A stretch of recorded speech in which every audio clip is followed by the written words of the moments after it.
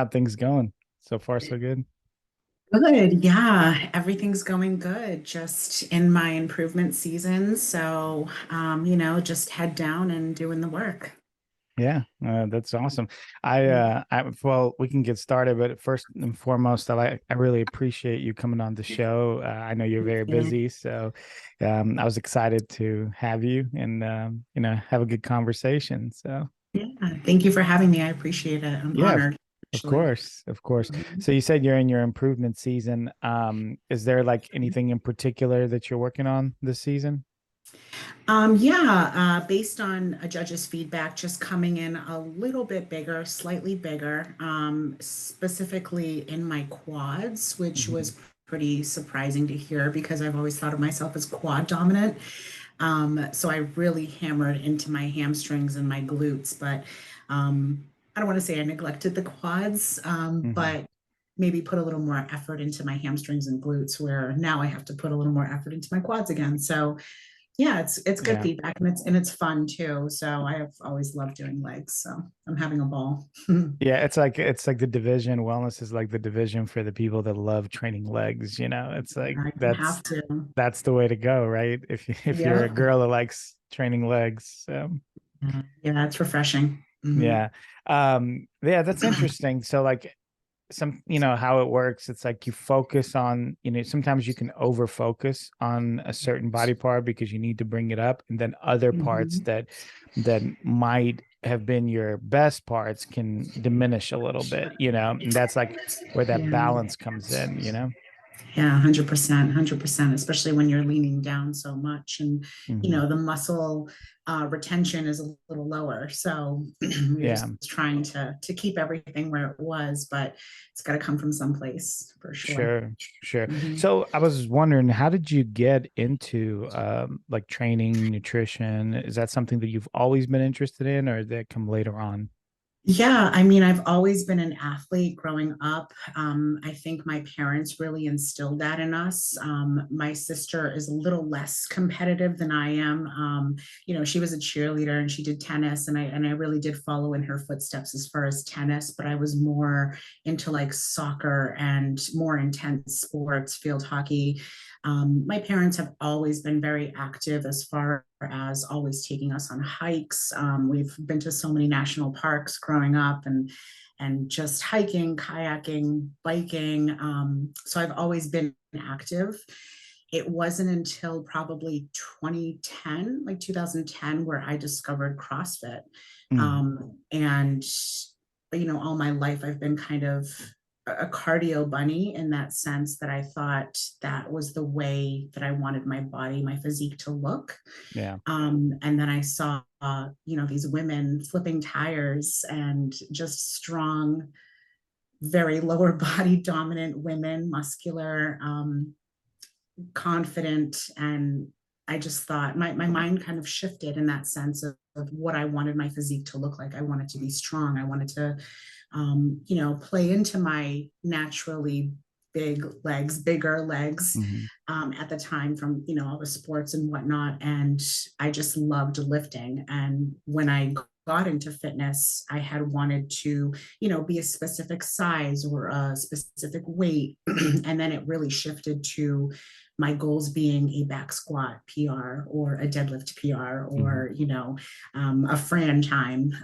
So it definitely shifts when you're around people who are so strong and not just strong, mentally, but physically. So it definitely shifted in 2010. Sure. It's like it's the environment that you're in can have such like an effect on your own like desires and your goals, right? Like people sometimes will Right. act like things don't influence them, but they might not realize it, but it does. Like anything you're around is going to influence you. Yeah. I just remember like there's sports that I would be interested in just because I was around people that did those sports, and just because I was around them, I wasn't interested in them before. So, Yeah. um, hey, are you getting any feedback when I'm talking by any chance? Nope. Nope. I Okay. can hear you perfectly. Okay. Yep. Just making Mhm. sure. Yeah, so I completely get where you're coming from, and I come from like a wrestling background, and so like when I'm when I was wrestling, it was very cardio heavy, and Yeah. so when got out of that, it was like that was the way I knew how to work out. And then when bodybuilding came around, it was just it was different, and I kind of liked the way my body looked when I was bodybuilding versus doing all that cardio. Yeah. Yeah. So when was the first time you decided that you wanted to compete? So it was probably around 2014. I was always into, like, obviously in fitness and CrossFit, and I just wanted something that was a little, I don't want to say it was a little less taxing on the body, because bodybuilding is a different type of taxing on the body versus CrossFit, but I wanted something that was more mentally challenging, and challenge really my discipline. Mhm. And I had looked into, and I do a lot of research before I actually like choose to do something. It's That's probably a just my good thing. personality. Yeah. So I researched, different coaches. I obviously researched the division that I found to be what I was looking for as far as my physique. Unfortunately, I really took to bikini, and I say unfortunately only because my soccer legs and my field hockey legs and my CrossFit legs would not allow me to successfully do bikini. It was just too much. And I was very asymmetrical as far as lower body dominance. So it was a lot of cardio and no leg days, just to kind of get rid of that muscle. And it just wasn't fun. And there's obviously hard times to prep, and there's hard times to bodybuilding, and not every day is quote unquote fun. But I was a little miserable as far as the amount of cardio that I needed to do, and the fact that leg days are my favorite Mhm. days. So to take that away, it was just mentally, I was just like, well, maybe this isn't for me. So I hung it up for a little while, and I just kind of did my own thing in the gym. And then I Mhm. saw that wellness was coming. I saw wellness a couple years before it actually came to the United States. I'm from Eastern Europe originally, so I saw it there, and I followed bodybuilding from Eastern Europe and obviously South America countries. So I saw it coming. I was praying that it would come sooner, but it ended up coming, during COVID. And I went to a couple shows. I went to the Pittsburgh Pro in 2021, just so I can kind of sit and absorb it. And then I started really intentionally training and eating to fit into that division. So it was a couple years of, really honing in on my leg days, being intentional with my training, being very clean with my food. So it was a process. So that's really interesting. You said you're from Eastern Europe originally. Yep, So I'm where from exact? Poland. Okay, so I Mhm. was born in Ukraine. Yeah. Oh, neighbors. So yeah, we're very close, especially Yeah, now with the circumstances and everything. yeah, But for sure.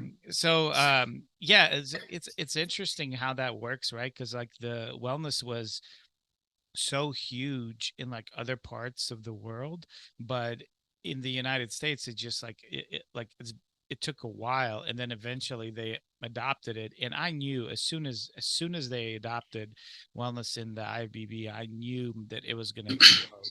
There's Me no way too. that it can't. And Right. so you have girls who are muscular, and then but also like have that femininity of like bikini kind of in it, like in the sense of like the posing and the glam, I guess you could say, like as opposed to like a figure or a physique athlete. So like it had kind of combination of both aspects that most people would want to see. And so yeah, it was interesting. What do you think as far as just like as far as like where the division is going and where it's been? So it's been a few years now that we've had wellness. We had a couple Olympias. What do you think about Fran? Like, you think she's a good representative? um the division as a whole?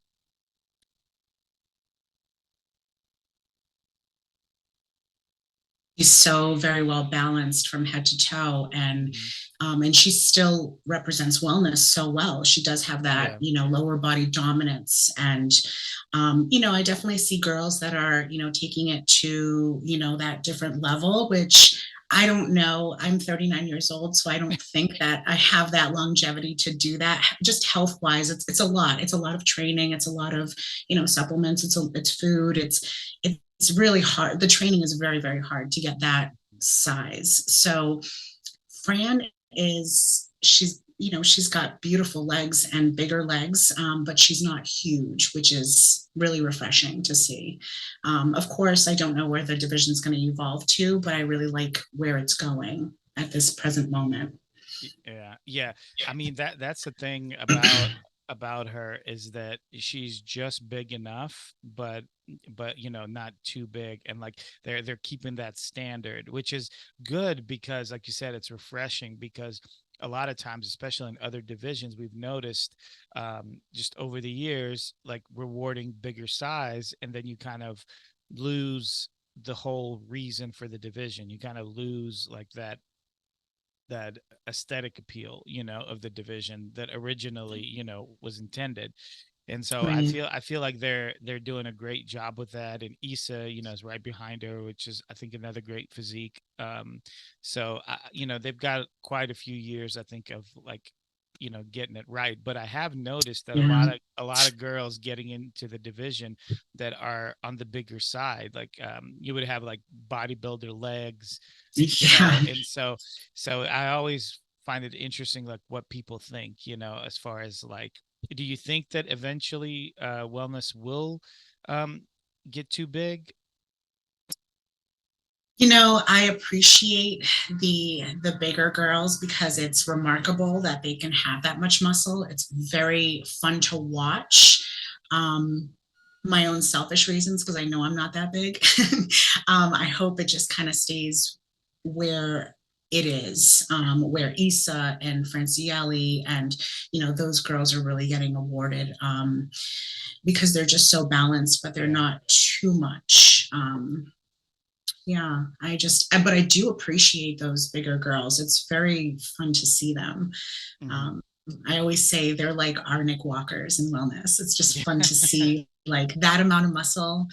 Um, but I do like where the division right now is kind of heading. Yeah. I was in this last Arnold, and Cass won. And one of the things that she mentioned to Arnold when she was getting interviewed is that she doesn't like she stopped working her upper body because she was coming from figure, I believe is what she said. And Arnold, trying to be funny, he was like, not working your upper body. What does that look like? Like Yeah, how yeah, does that I work? saw it. Yeah, But yeah. that's yeah, but that's kind of how it is sometimes. You have like people that go into divisions, and because they're either developing at a high rate or already overdeveloped, it's like they have to like stop working certain body parts. um like what do you think about that? Like I have this conversation with someone, it's like, do you stay in the division that kind of enjoy, but you're gonna have to not work out certain body parts, or do you go somewhere where you can just grow and develop? Yeah, I mean, I'll use Samantha Jering as an example. She's very upper body dominant, and she's coming, I believe, from a figure. She's an IFBB pro as far as figure, and she same thing. She had to stop working that upper body because she's now going into wellness. I think every division, as far as training specifics, you can grow into. Um, whatever makes you happy at the end of the day, I'm a firm believer of. For example, bikini was not making me happy. And I appreciate the bikini pros. I appreciate all my friends who do the bikini division. But for me personally, my natural physique was towards a wellness, more figure, more muscular division. So I think do what makes you happy. You can grow into a division, but also what do you want to look like 90% of the time, because we're not stage lean, all the Sure. time. Sure. So whatever your natural physique kind of is following into that division, that specific division, I think you should go with. I'm, for example, I'm having way more fun with my prep and with my improvement season because I like leg days. So that's pretty much all I'm doing. So I mean, yeah, you kind of have to follow your natural physique, but also, just know that if something is tugging at your heartstrings for a certain division, the stage will always be there. You can always grow into it.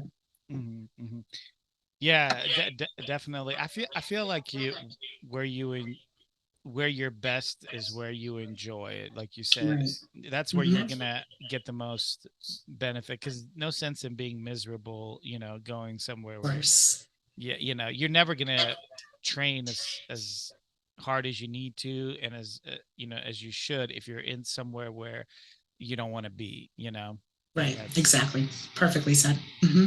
yeah, it's bodybuilding is such a unique sport because there's so many, variables that go along with it. How are like the people around you in your regular life? Are they like supportive of your bodybuilding career? Or do they think it's odd or like how does that how does your how does your physique translate into like a everyday, life situation?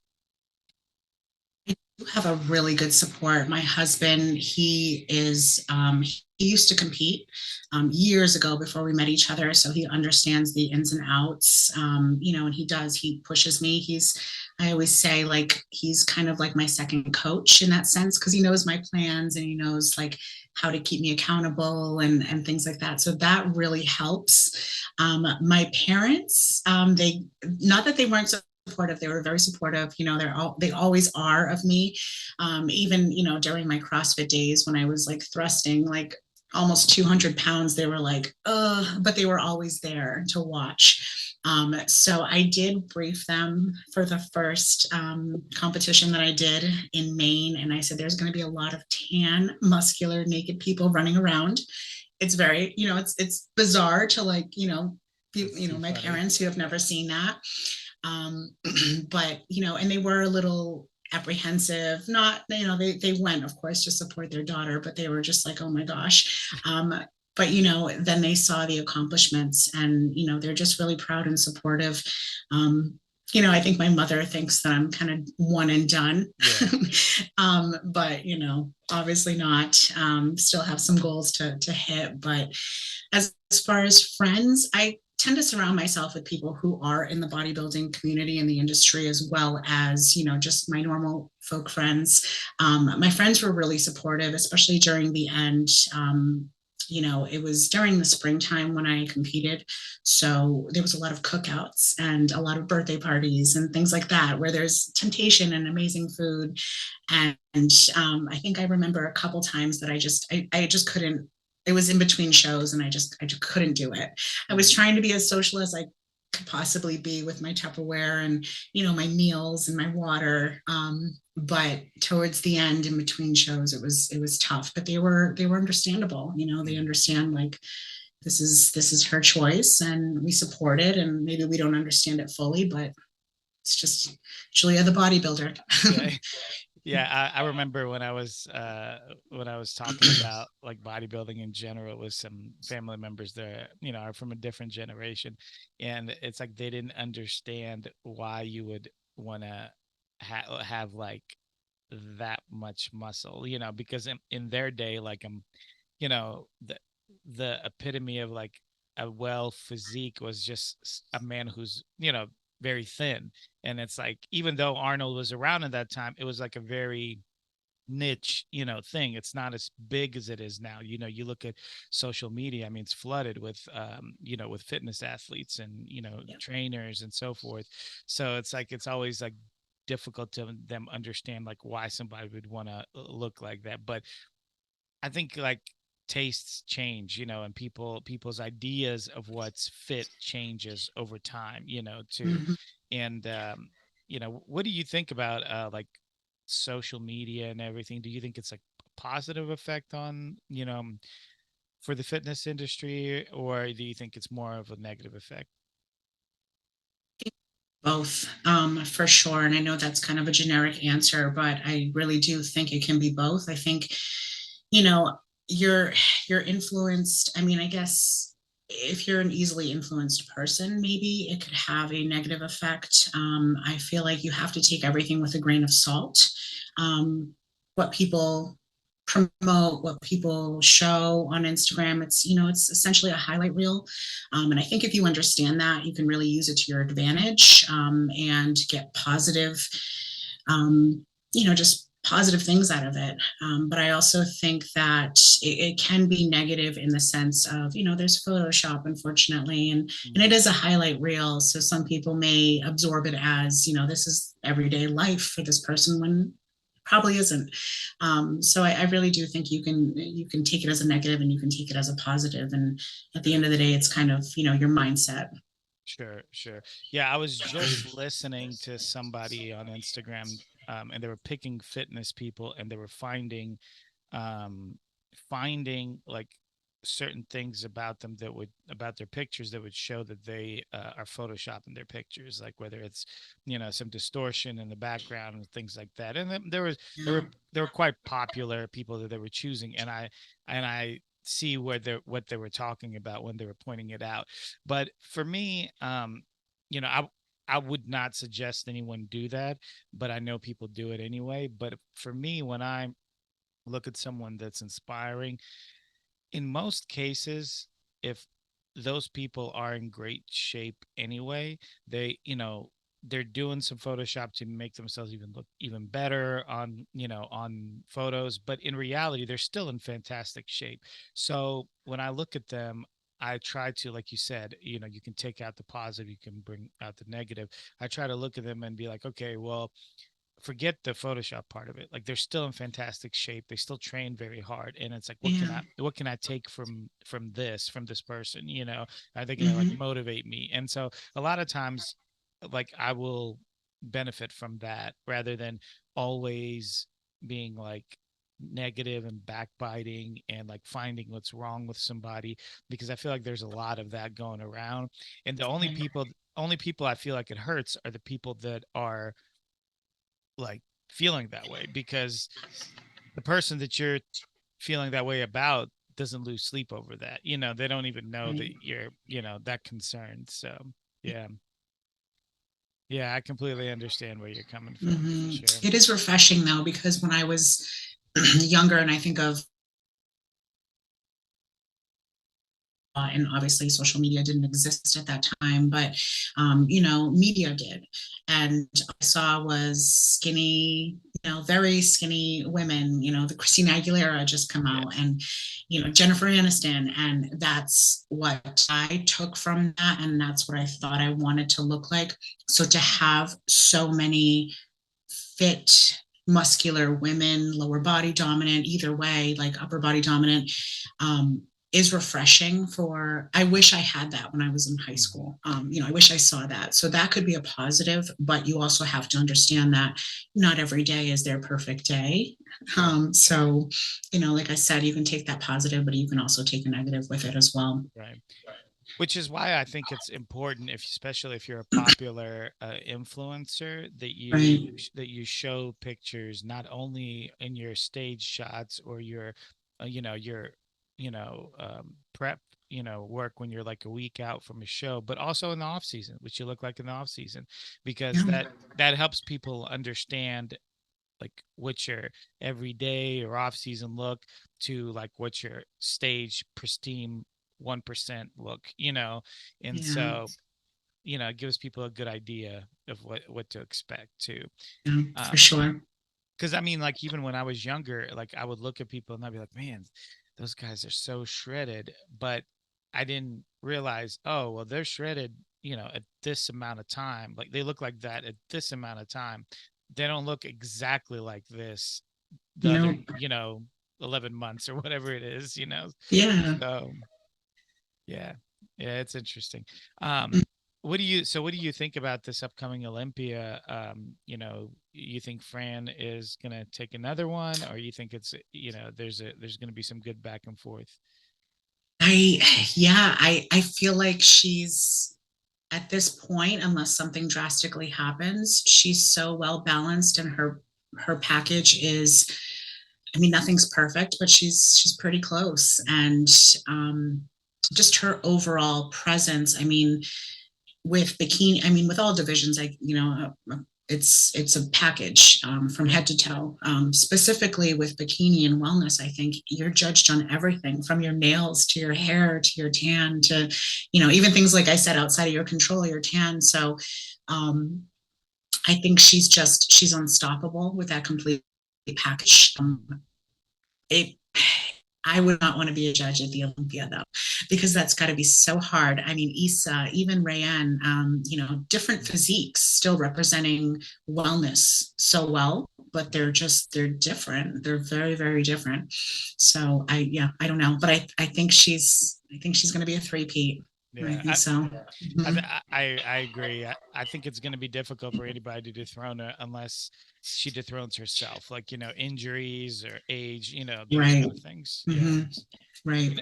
Who I was surprised by is Angela. Like, I thought she would be doing better than, I mean, she's still in the top with the top girls, but I just would have thought she would have been vying for that, first place when the division first came out, because she was a heavy hitter, in the Hispanic, world, in the wellness world outside of the IVB. So naturally, I thought it would continue, but obviously, Fran and others have gave her a run for her money, so to speak. Yeah, yeah. Um, So, with you like in your improvement season, bringing up your quads, like what are your prospects now? Are you thinking of a particular show? Like, how long are you gonna be in the off season? Yeah, so we're looking into potentially nationals in the springtime. I'm hoping to get a fairly early date to start prep. We have a couple shows in mind. So I guess just see. We're going to be. I say we because I always say we. I mean my coach, my husband, my whole team. Mm-hmm. Um, it's all kind of a big plan, and we'll be focusing on just growing for the next few months and then kind of seeing where we land and trying to put on some really good quality dense muscle tissue. So Yeah, yeah, just being able to hang with pros is the goal for sure. So I right. don't really care how long that takes, but it's ultimately my coach's decision at the end of the day, and Mm-hmm. so we'll see. Yeah, it's a good point that you're making about hanging with the pros, because a lot of times what happens is people will compete, and they will somehow sneak out a pro card without having like necessarily a pro level physique. And then what happens is they take a long time, and they need to take years to get to that level to compete with the pros.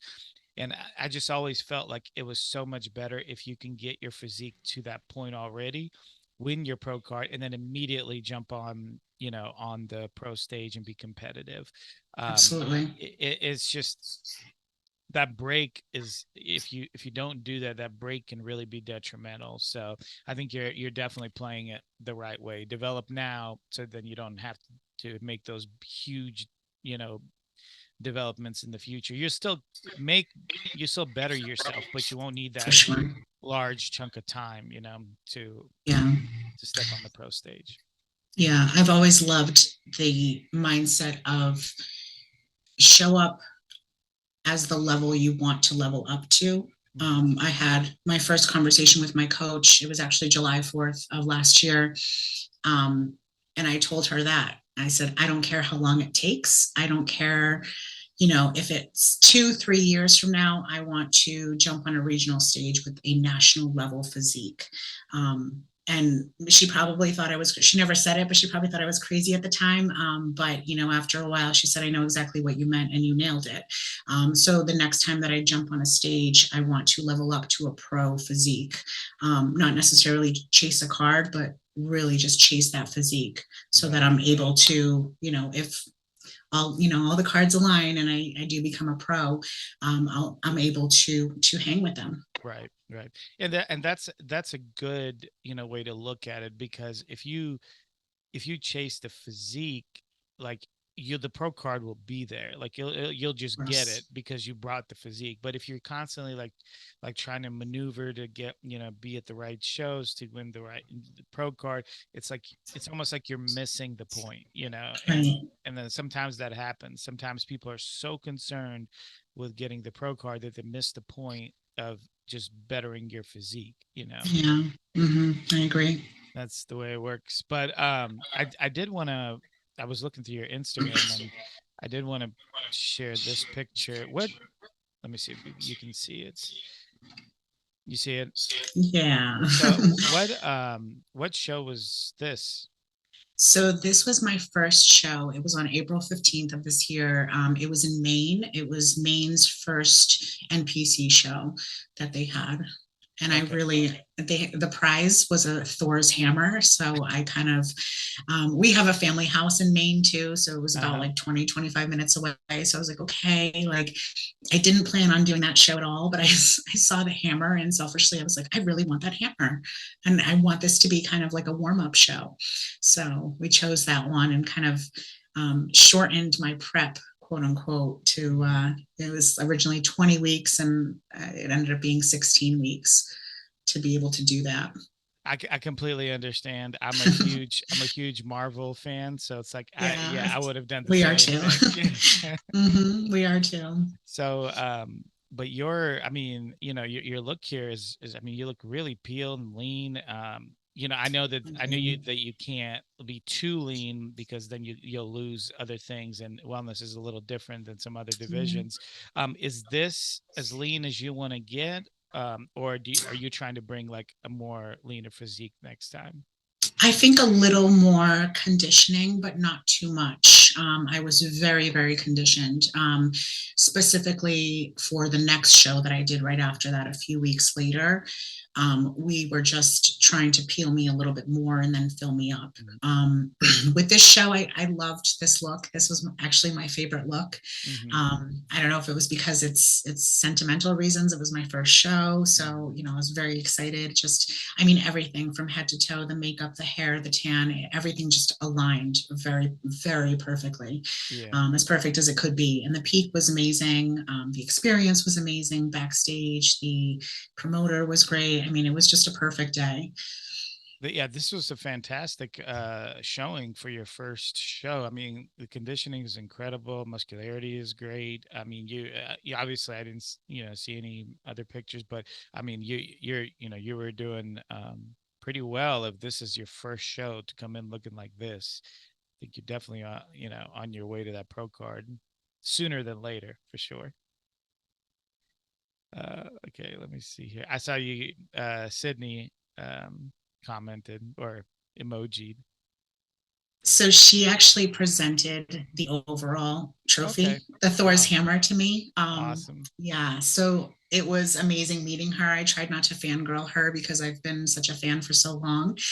So I was trying to keep my cool.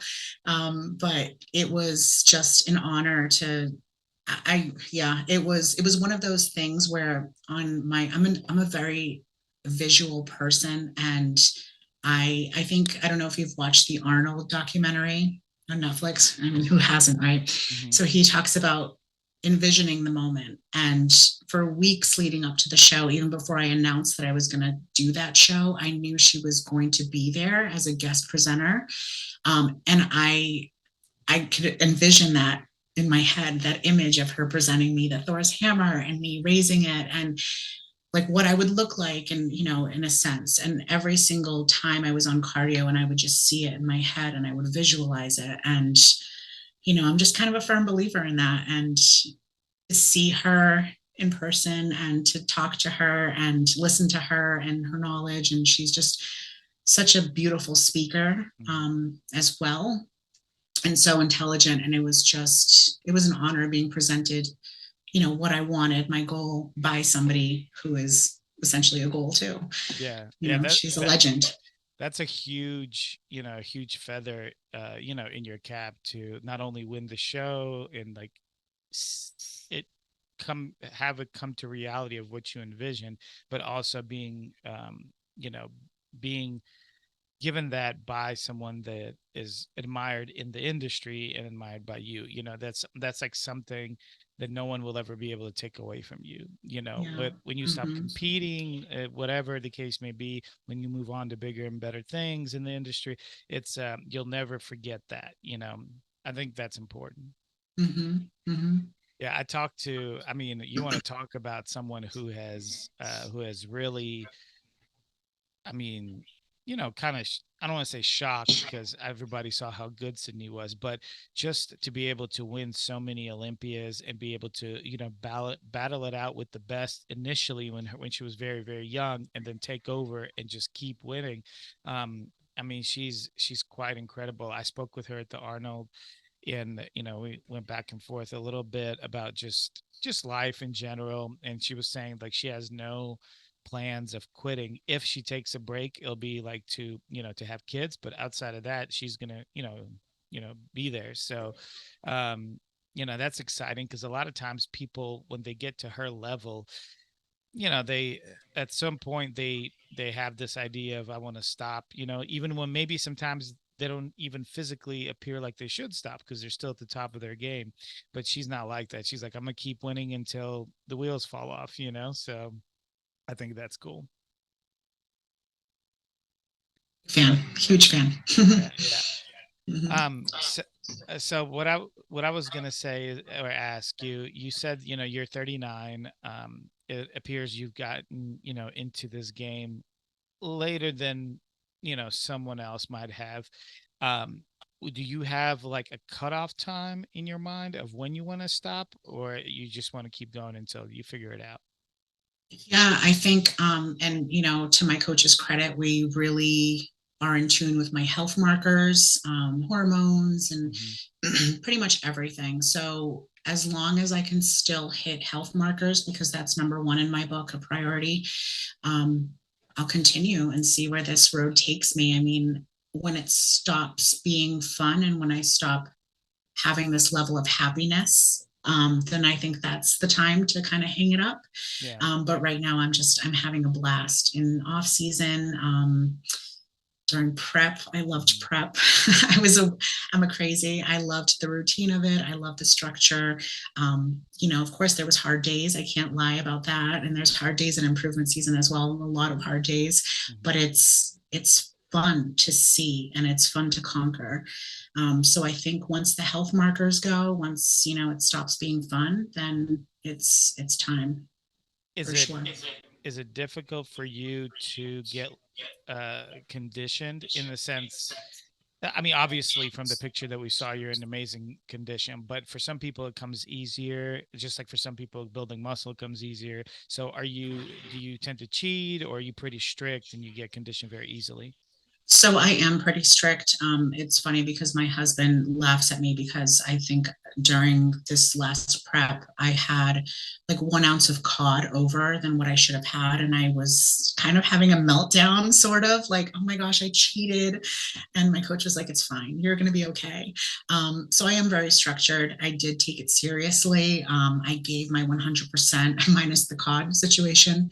Um, but I didn't do much abs. And I know a lot of people are like, oh my gosh, your abs were amazing. And what's your ab routine? Drop the ab routine. And I'm like, I really didn't do abs. Essentially, the conditioning came out when my diet was very structured. And of course, I did cardio. I did a lot of cardio.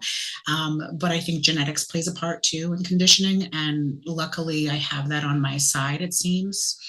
So it wasn't as taxing as, I have a friend of mine who she was in the bikini division and she had to do a lot of cardio, like way more than I did. Mhm. So, I mean, I think it's different for everybody. Sure, sure. No, that Hmm. makes sense.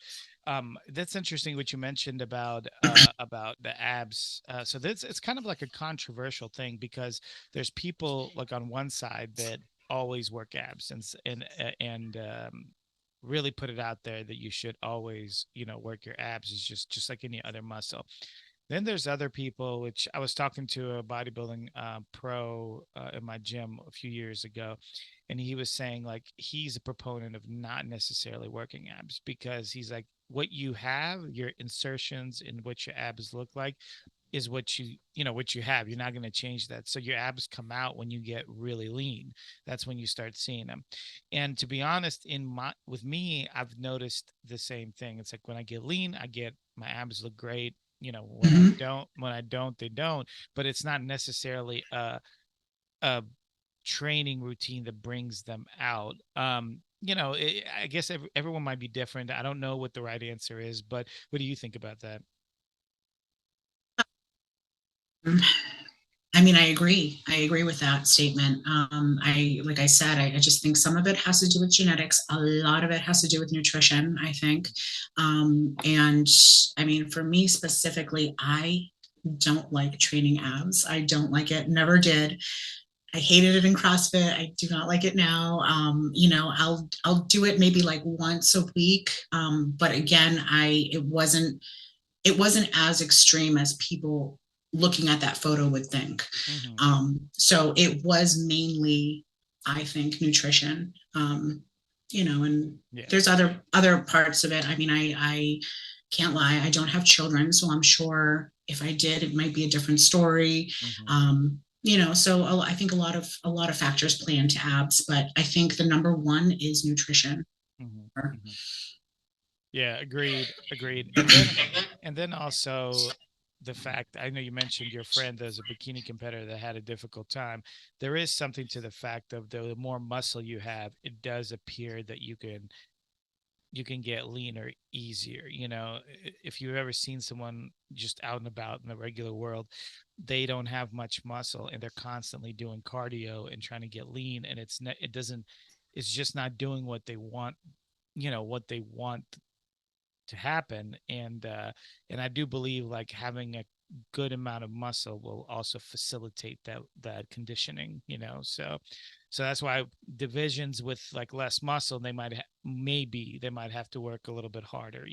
So Yeah, and I mean, we're wellness girls specifically are, lifting pretty heavy. So your core is constantly engaged.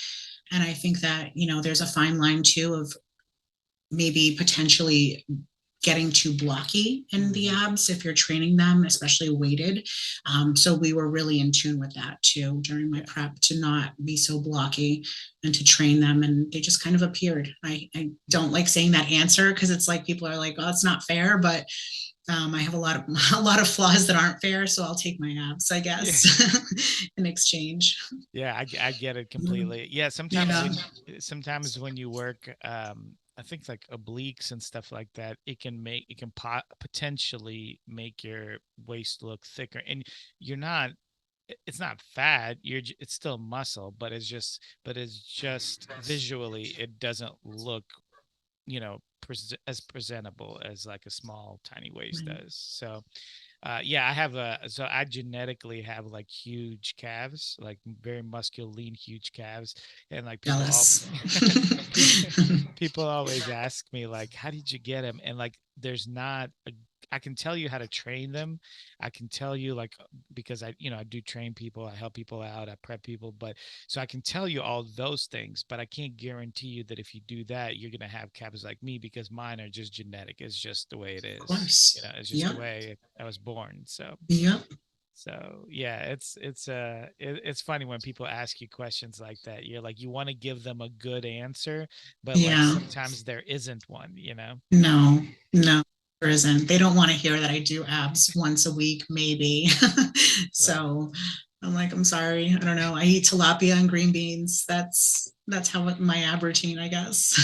Yeah, yeah, that's it. And, Mhm. a lot of people don't want to diet because training is so fun. Everybody wants to train. Everybody wants to lift weights, but not a lot of people want to diet hard, and not a lot of people want to suffer like that. Unfortunately, that's how you get the physique that we just saw in that picture.